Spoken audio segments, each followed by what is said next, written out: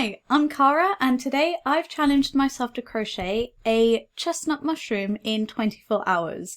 Unlike the last challenge, this one should be much easier to achieve just because this mushroom is a much simpler shape. But I still had a tiny bit of designing to do, so let me take you through my design process. The designing of this mushroom was a lot easier than some of the others I've done. I looked at some pictures of chestnut mushrooms online and looked at a chestnut mushroom in person and wrote down what I thought I needed. So I had double knitting white and brown yarn and then drew a very simple picture of the shape that I wanted to try and create. Alright, so I've got my white yarn. It's still in a mess with the red yarn from the last video, but I'm hoping there's enough I can scrape together to make the stem of this mushroom. So I'm going to start off with the teeny stem, and I'm going to try and find a way to make it really flat. So wish me luck.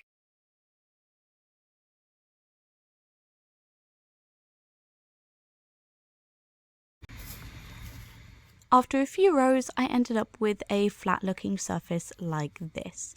I wanted to keep the bottom of the stem very flat, so as you can see in the video here, I crocheted into the back loop for the next row.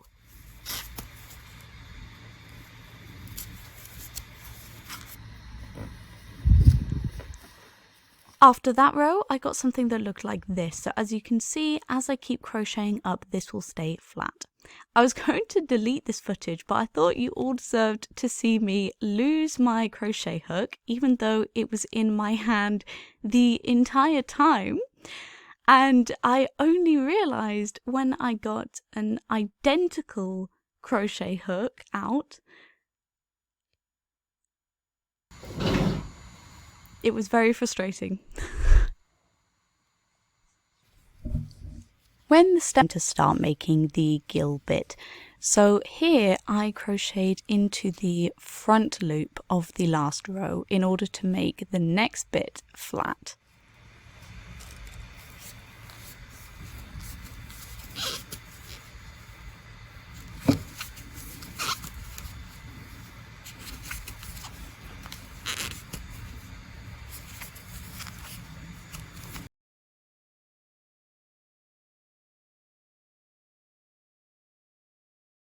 Now that I think my stem is done for now, I've started on the brown cap.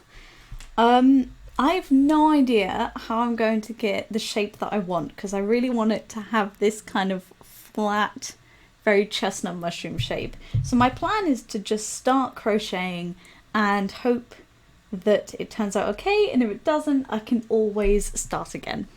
So, wish me luck.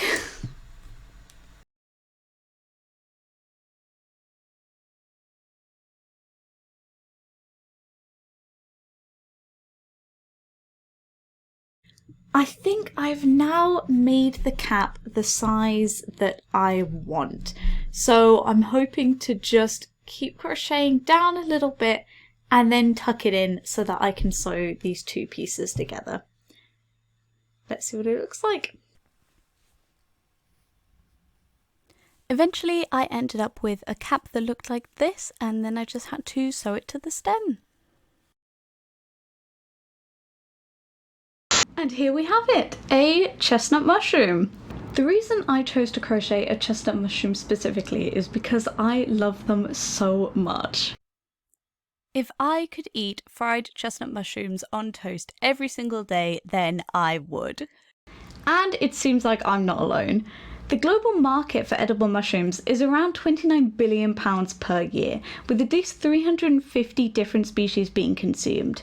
But the Agaricus bisporus, the chestnut mushroom, is the most commonly cultivated mushroom in the UK. And mushrooms aren't only used in the food industry to be consumed directly. Live yeast, for example, can make bread, and certain fungi, such as the Blakeslea trispora, can be used in food colouring. But how are these mushrooms actually grown commercially? I used to think of mushroom growing as this mysterious wonder, and mushrooms would randomly pop out of the earth if the exact position of the moon and exact humidity is right. But of course, nowadays we have lots of different cultivation methods for mushrooms, the most common being by indoor trays, which can look like these when the mushrooms are grown. First of all, compost is pasteurized at around 63 degrees Celsius to get rid of unwanted pests and fungi. The next stage is the inoculation stage.